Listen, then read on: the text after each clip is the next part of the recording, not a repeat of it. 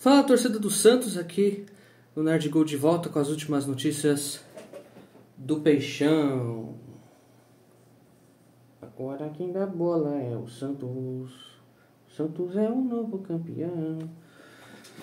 Bom, vamos falar primeiro da escalação do próximo jogo do Santos. O JP Sherman segue como dúvida contra o Avaí e o Billy Arce está liberado. Vamos ver, lateral direito participou de parte do treino desta quinta-feira.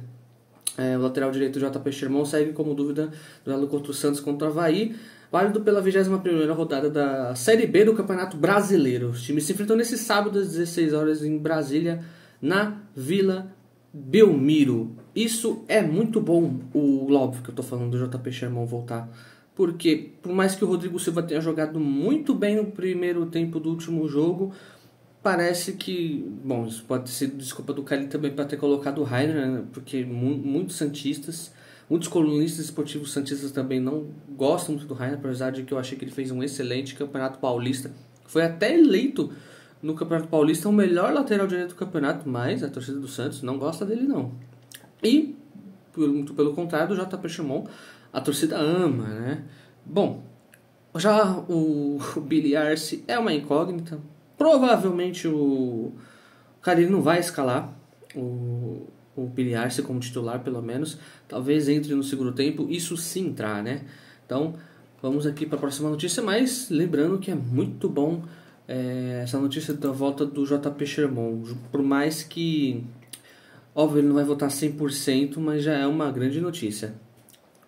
Próxima notícia, Santos prepara anúncio de Wendel Silva, atacante vai ter para fazer exames médicos. Centroavante de 23 anos será emprestado pelo Porto de Portugal. Santos está em vias de anunciar o seu segundo reforço de janela de transferências.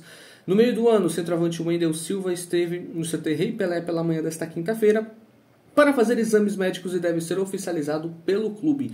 Aos 23 anos, o Wendel chega por empréstimo junto ao Porto de Portugal, com contrato até o meio de 2025 por 500 mil euros, 3 milhões de reais na cotação atual. A compra será obrigatória ao fim da sessão se ele atingir metas previstas em contrato. Olha, isso já é diferente do acordo com o Patrick, né, que tem obrigação de compra no final e o pagamento de 1 milhão. Para vocês verem que pelo menos nessa negociação eles prestaram atenção nisso.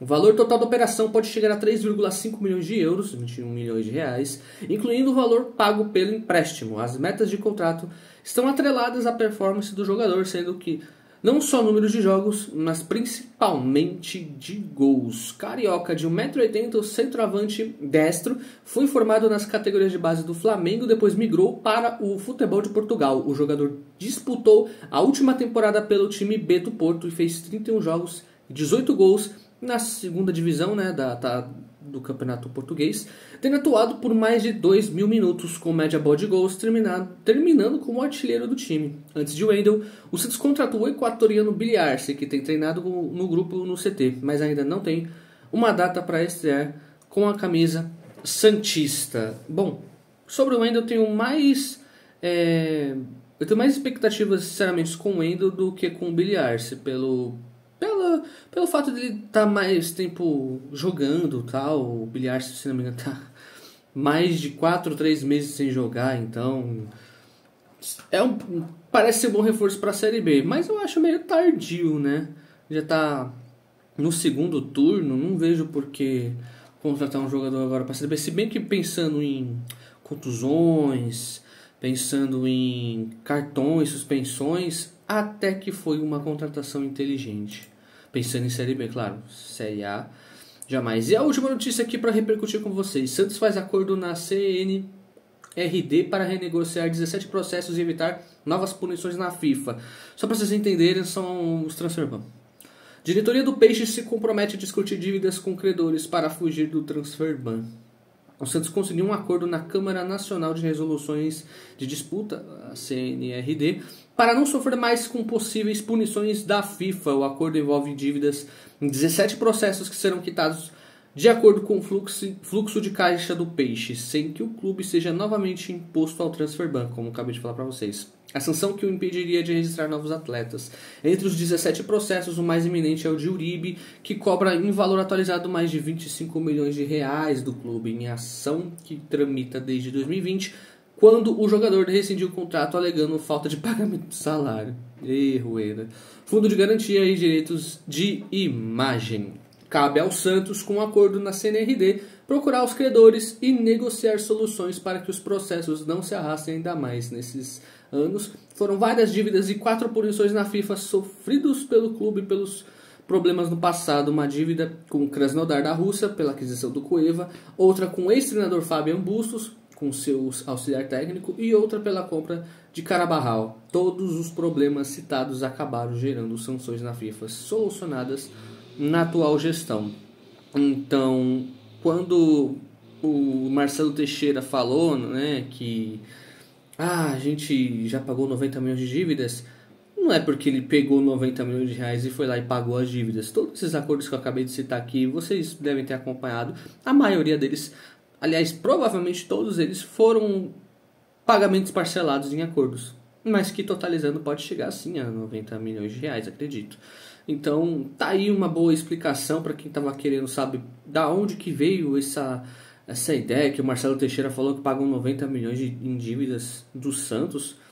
Baseado nessas 3 notícias aqui que eu falei para vocês, as 3 são a fonte é a mesma. Todas essas notícias que eu falei nesse vídeo aqui são do Globoesporte.com, então é uma fonte confiável, etc, para futebol, pelo menos.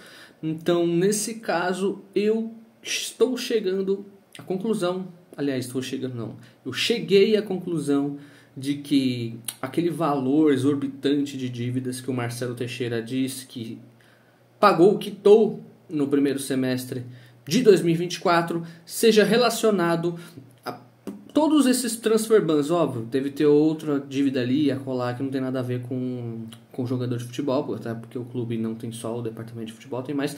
Porém, o departamento de futebol é onde os valores são exorbitantes, são maiores, etc. Então, eu chego a essa conclusão de que realmente não deve ter sido balela. Deve ter sido não, né? Não pode chegar numa reunião com o conselho deliberativo, com a diretoria, e falar uma coisa dessas sem ter provas. E obviamente ele já teria sido denunciado há muito tempo, principalmente pelas chapas contra Marcelo Teixeira, né? A famosa oposição.